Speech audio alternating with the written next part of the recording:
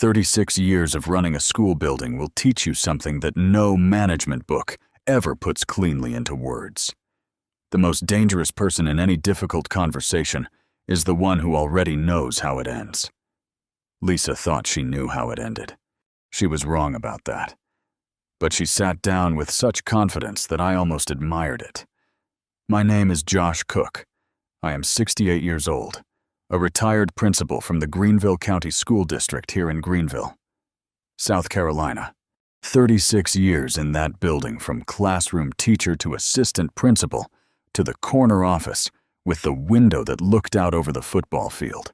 I retired in 2021 at 65 with a pension, a handshake from the superintendent, and the quiet conviction that I had earned whatever came next. What came next was Pat's death.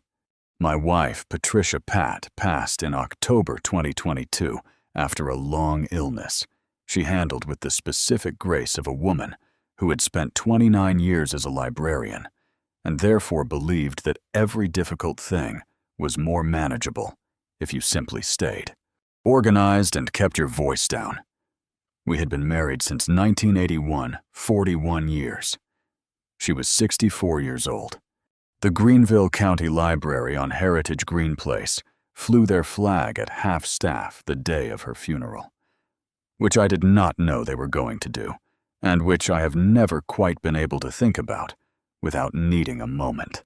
After Pat passed, our son Nathan came to me at the reception. Nathan is 41 branch manager at a commercial insurance firm on Verde Boulevard, and put his hand on my shoulder and said, "The things say when they mean it, and don't fully understand what they're offering. Dad, come stay with us. We have the room. You shouldn't be in that house alone." I believed him. I sold the house Pat and I had shared for 33 years on Overbrook Drive. I packed carefully. I took her reading glasses from the nightstand, a photograph from 1987, where she is laughing at something off camera and looks exactly like herself, and $187,000 in savings that two people had spent a lifetime being careful about. I moved into Nathan and Lisa's spare room on Devinger Road in January 2023. The first 10 months were fine. Not warm, not wonderful, fine. The particular fine of a household that has added a person it didn't fully plan for. Dinner together most nights. Conversation that stayed in safe channels. A rhythm that functioned without anyone fully committing to it. Lisa is 37 years old and runs a home with the organizational precision of someone who has decided that competence is a personality. She is not unkind. She is managed. Everything in her life is managed, including me, and I was willing to be managed within reason because Nathan had asked me to be there, and I trusted that. I fixed things. That is what I do. When I am somewhere and something is broken, I fix it. The kitchen faucet which had been dripping for months. The gutters which I cleared on a Saturday morning in September without being asked. The loose banister on the back stairs that Nathan had been meaning to get to for 2 years. I bought my own groceries, paid for my own gas, stayed out of rooms I wasn't needed in. I want to be clear about this because it matters. I was not a burden. I was, by any reasonable measure, an asset. A 68-year-old retired principal with a pension, a separate savings account, and 36 years of not making problems for people is not a burden. He is, in fact, a resource. Lisa had understood this. I just didn't know yet how she planned to use it. February 6th, 2024, a Tuesday. I know the date because I noted it in the small journal I keep on the nightstand. A habit Pat started and I inherited. Writing down the day's one thing worth remembering. The Tuesday's entry has 2 words. I'll tell you what they are at the end. I had spent the afternoon repainting the trim on the back fence. Nathan had priced it at $400 from a painter on Angler Drive, and I had done it in an afternoon with $23 of paint from the hardware store on Augusta Road. I came inside, washed the paint off my hands at the kitchen sink, poured myself a glass of water, and sat down at the kitchen table. Lisa walked in. She pulled out the chair directly across from me, with the energy of someone who has been building toward this moment for longer than the moment itself warrants. She sat down, folded her hands on the table, and looked at me with the expression I recognized from 36 years of parent-teacher conferences. The expression of someone who has rehearsed what they are about to say and is now executing the plan. Josh, not Dad, not a greeting, just Josh. I need to talk to you about the financial arrangement here. I set my water glass down. What arrangement? You've been living here for 12 months. A pause. Deliberate. Prepared. No rent, no utilities, no financial contribution to the household. I fix everything that breaks, I said pleasantly. And I buy my own groceries. And I painted your back fence this afternoon for $23. She did not acknowledge the fence. You're sitting on $187,000. She knew the number. She said it the way you say a number you've been thinking about for a while, with the particular fluency of familiarity. Nathan had told her my son had told his wife the exact amount of money his father had in savings. I sat with that for a second. Filed it. Kept my face arranged. That money is Pat's and my retirement, I said. 30 years of being careful with a principal's salary and a librarian's salary. That's what that number is. And this house, Lisa said, spreading her hands across the table in the manner of someone presenting a proposal they consider unanswerable, is what Nathan and I pay for every month. So, here is what we'd like to propose. A pause. A contribution of $120,000 toward the household. Think of it as a mortgage investment. I looked at her. Or, she added, and 36 years of watching people deliver ultimatums taught me that the or is always the part they practiced most. You find somewhere else to live. Outside, a car moved slowly down Devoner Road. One of the Cooper's friends was shooting a basketball in the driveway next door. I have managed parents who screamed, parents who cried, parents who threatened legal action over report card grades. I have handled school board members, union representatives, building inspectors, and one genuinely memorable facilities dispute involving a leaking roof and a very firm position from the district office. I know what a power play looks like. I know what it sounds like. I know what the person running it expects the other person to do. They expect you to panic or plead or negotiate from a position of fear. I did none of those things. I finished my water. I rinsed the glass, placed it in the drying rack, and looked at Lisa evenly. "Thank you for letting me know," I said. Then I went to my room. I heard her call after me. "Josh, we should finish this conversation." The conversation was finished. She just didn't know it yet. I sat on the edge of the bed with Pat's photograph in my hands for a while. "Well," I told her, "looks like I'm going house hunting." I could almost hear her asking about the square footage. I did not make any decisions that night.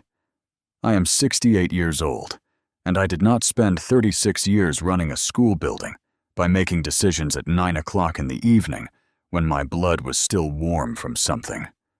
I slept on it. The next morning, I called Ray Dord. Ray is 70 years old and spent 22 years as my assistant principal at Woodmont High School before he retired and moved to Taylor's 8 miles north of Greenville. He has a pickup truck, an inexhaustible supply of bad jokes I have been pretending to find tiresome for decades, and the loyalty of a man who has been through something difficult alongside you and decided that makes you permanent. He picked up on the second ring. "Ray, I need Beverly Cross's number." A pause. Bill's realtor. "Beverly, unless you know another Beverly Cross who sells houses." "Josh." "What happened?" I told him. Concisely. Because concisely is how I tell things. Another pause. Longer this time. She gave you an ultimatum with a spreadsheet energy. Yes, and Nathan was not in the room. But he told her the number, which means he knew what she was going to do with it.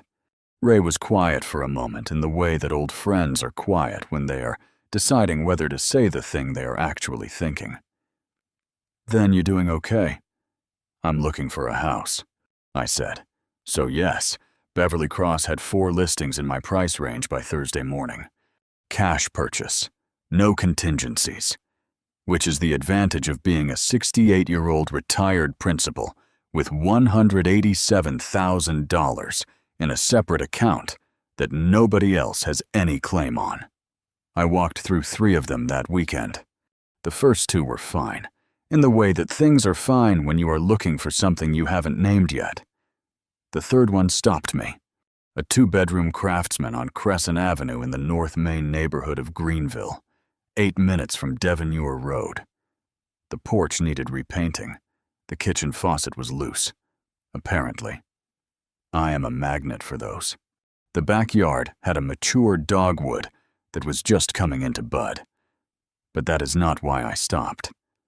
Pat and I used to walk Crescent Avenue on Sunday evenings, before she got ill, before the last years.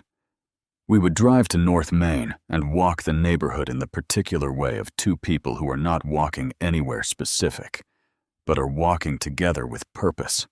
She had pointed at houses on that street more than once, not wistfully, not with longing, just with the appreciation of a woman who loved a well-kept craftsman, and wasn't shy about saying so. I stood on the porch of that house and looked at the dogwood in the yard, and sat with it for a moment. Then I called Beverly. "Make the offer," I said. "Cash, whatever they're asking." Beverly called back in 2 hours. "Josh, it's yours. I want you to hold on to that word, yours, at 68 years old.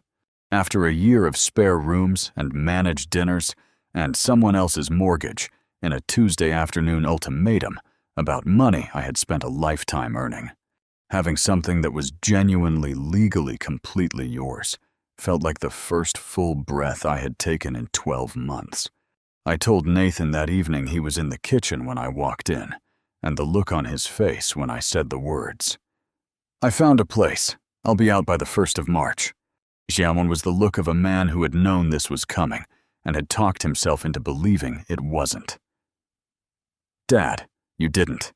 I found a good place," I said. 8 minutes from here. You can bring the kids on Saturdays." It was just a proposal. He shifted his weight. Lisa didn't mean it as an ultimatum. I looked at my son. This man I had coached through homework and heartbreak, and a broken collarbone from a bicycle accident in 1996 that he still blames me for not preventing. "Nathan," I said quietly. "She told me to hand over $120,000 or find somewhere else to live. We both know what that is." He looked at the kitchen counter. "I'm not angry," I said, and I meant it. "I'm just going home." Moving day was March 2nd, a Saturday. Ray came with his truck at 8 in the morning. An unspeakable joke about retirement communities ready before he'd even put it in park. And we loaded my boxes in an hour and 40 minutes. I did not have much.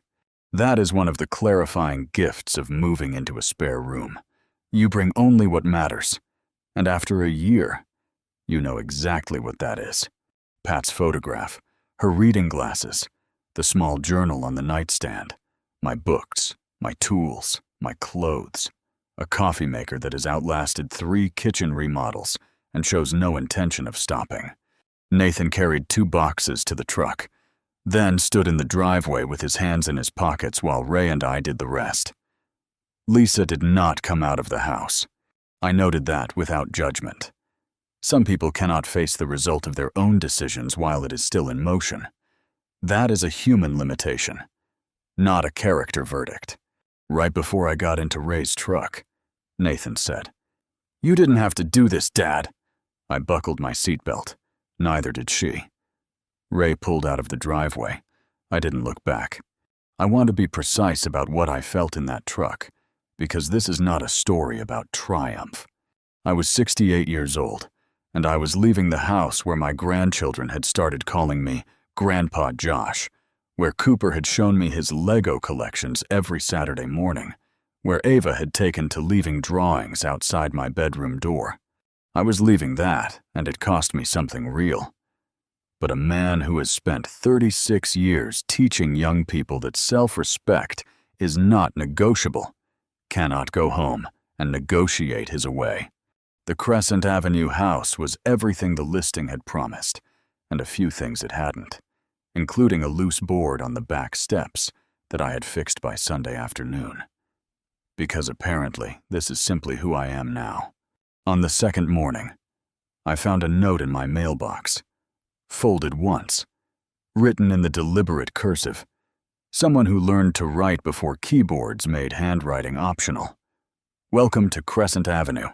I have strong opinions about Alia placement, and I make exceptional pound cake, if either of those things appeals to you. I am next door, June Whitfield. I stood at the mailbox and read it twice. Then I smiled. A real one, the kind that arrives before you plan it. June Whitfield turned out to be 71 years old, a retired Greenville County librarian who had worked at the main branch on Heritage Green Place for 27 years. She had known Pat, not closely. They had served on a district collection committee together sometime around 2014, but enough that when I introduced myself 2 days later, across the low fence that separated our front yards, and mentioned Pat's name, June looked at me with the particular recognition of someone placing a face they had been told about. Patricia Cook's husband. A recognition crossed her face. She talked about you, she said. You fixed everything in the house yourself and pretended it wasn't impressive. A pause. She was right that it was impressive. I liked June Whitfield immediately. Pat had good judgment about people, and Pat had apparently vouched for me, and that was sufficient. June's note went on the refrigerator that afternoon. It is still there. The first week on Crescent Avenue. I kept to myself, the way I do when I am somewhere new, getting the rooms right, learning the sounds the house makes at night, identifying what needs attention and in what order. Ray came for dinner on Thursday and declared the house significantly better than Marcus's guest room, which I accepted as high praise. The second week, June, brought pound cake. She set it on the porch railing without knocking, a move of considerable social confidence that I recognized and respected, and left a second note underneath it. Oven temperature matters more than people admit. This one is correct. She was right. It was correct. I settled into Crescent Avenue with the particular ease of a man who has finally stopped holding his breath, and then 3 weeks after moving day on a Saturday morning in late March.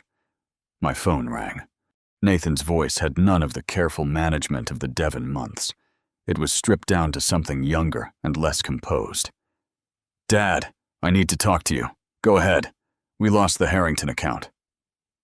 A pause. It was our biggest commercial client. $280,000 in annual premium. The renewal meeting didn't. I mishandled the renewal and they moved their business. My regional director is involved now. My bonus is gone for the year and the branch numbers are. He stopped.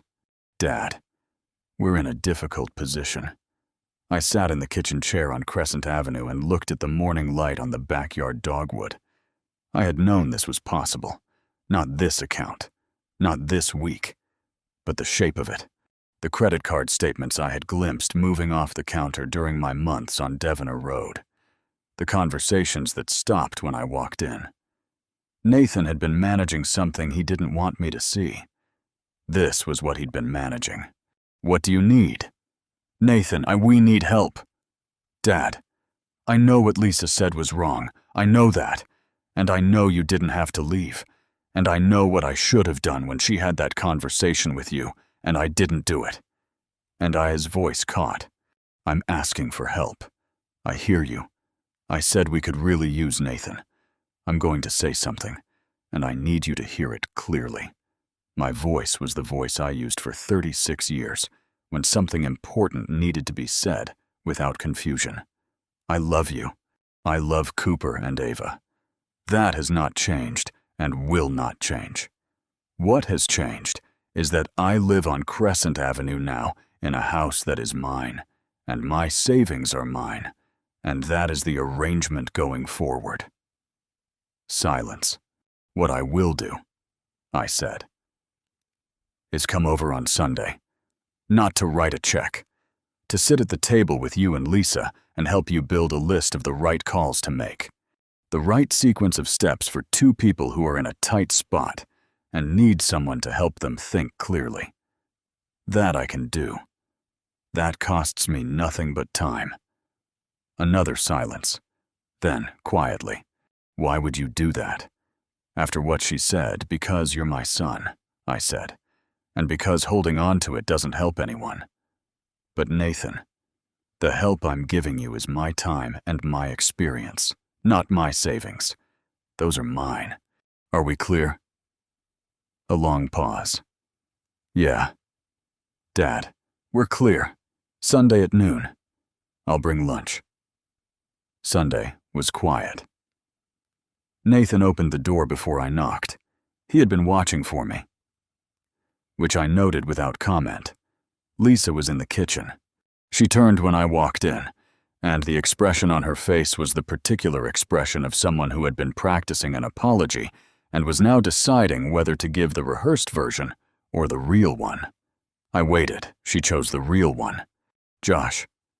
Her voice was careful and unguarded at the same time. What I said to you in February was wrong. Not just strategically wrong. Wrong. You had done nothing but help this family, and I talked to you like a line item. I'm sorry. I looked at her for a moment. I appreciate that, I said. I accept it, and I'm not here with resentment. Lisa, I'm here because Nathan's my son, and because Cooper left one of his drawings outside my door on the day I moved out, and I've had it on my refrigerator next to June's note, ever since something in her shoulders released. We sat at the table, the same table where she had delivered the ultimatum, with her hands folded and her proposal prepared. And I spent 2 hours helping them see their situation clearly. Not rescuing, not writing checks. Helping two people in a difficult position identify the correct sequence of steps. The conversation Nathan needed to have with his regional director. The budget line items worth cutting first. The timeline for stabilizing the branch numbers. The short-term options that didn't involve asking their father for money. I did not write a check. I did not offer to write a check. And nobody asked me to, because we had been clear about that on Saturday morning, and Nathan had apparently relayed the clarity to Lisa. At the end of the afternoon, Nathan walked me to my car. He put his hand out for a handshake. A Nathan thing, formal in the particular way of men who feel things deeply and don't know what else to do with their hands. And I shook it and held it a second longer than a handshake requires. Thank you, Dad. Take care of your family, I said. And call me when Cooper's baseball season starts. I have opinions about his swing that he has been ignoring for 2 years. Nathan laughed. The real kind. If you've been listening for a while and want stories like this to keep coming, it really helps if you hit that like button and subscribe. 97% of people never do, but it's what keeps this whole thing running. So, thank you. Now, I want to say something directly to everyone listening, because there are things in this story that matter beyond what happened to me. The first is something most people do not know. When an elderly parent moves into an adult child's home, even without a lease, even without any written agreement, they have legal residential rights. In South Carolina, a person living in a home by permission of the owner is considered a lie. Removing them requires proper written notice to vacate. typically 30 days before any legal action can be taken. Lisa's ultimatum, hand over the money or get out, was not only wrong, it was legally uninformed. I knew this. I had spoken to my attorney on Pleasantburg Drive within 48 hours of that Tuesday conversation. I chose not to weaponize that knowledge. I used the time it gave me to find a house instead. The second thing is this. A life care agreement is a legal document that specifies the financial and living arrangements between an elderly parent and an adult child. Rent, utilities, household contributions, the parent's rights within the home, conditions for ending the arrangement. It protects both parties. Its absence in my situation meant that Lisa's demand for $120,000 had no legal foundation whatsoever. My savings were mine in my account, with no lien, no claim, no mechanism by which she could compel a contribution. She was asking. I was not obligated to answer. If you are an older parent considering moving in with an adult child, have the conversation about a life care agreement first, not because you don't trust them, because clarity at the beginning prevents exactly this kind of Tuesday afternoon in the kitchen. The third thing is simpler.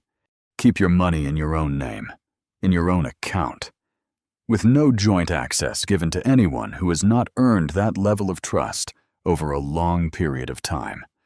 Retirement savings are not a household resource. They are a life's work. They belong to the person who built them. It has been 6 weeks since moving day. June came over last Thursday with a second-pound cake. Different recipe. She specified because she believes in iteration. And we sat on the porch and talked about the Greenville County Library's renovation project on Heritage Green Place and whether the new reading garden in the courtyard was going to be planted correctly, which June had strong opinions about. Pat would have had the same opinions. I told June that she received it with the particular quiet dignity of someone who has been told something true and knows it. Cooper came over with Nathan last Saturday. He spent 45 minutes showing me the Lego set he'd brought in his backpack and explaining the structural logic of his design choices with the seriousness of a small engineer. I told him about the footings on the back fence repair I'd done that morning. He found this genuinely interesting, which confirmed my assessment of his character. The drawing he left outside my door is still on the refrigerator. Next to June's note, the journal entry from February 6th has 2 words. I mentioned them at the beginning, and I owe you the answer. It says, bought house. I wrote it that night before I called Ray because I already knew what I was going to do. 36 years of running a school building means that when someone sits across from you and delivers a prepared speech and waits for your response, you already know in the first 30 seconds whether the speech worked. It hadn't worked, and I already knew what came next. On Sunday evenings, I walk Crescent Avenue the way Pat and I used to, past the old houses with their deep porches, through the North Main neighborhood that she loved for reasons she always described as self-evident. The dogwood in my backyard is in full bloom now, which it was not when I bought the house, and which feels in the particular irrational way that beautiful things feel sometimes like something arranged. June waves from her porch when I pass. I wave back. The journal entry for this Sunday will say something like, "Good evening," which at 68 years old on a street Pat loved in a house that is mine. It genuinely is. If you liked this story, join our community by hitting that like button and subscribing for more real, raw, and family-centered stories. And as always, thank you for being a part of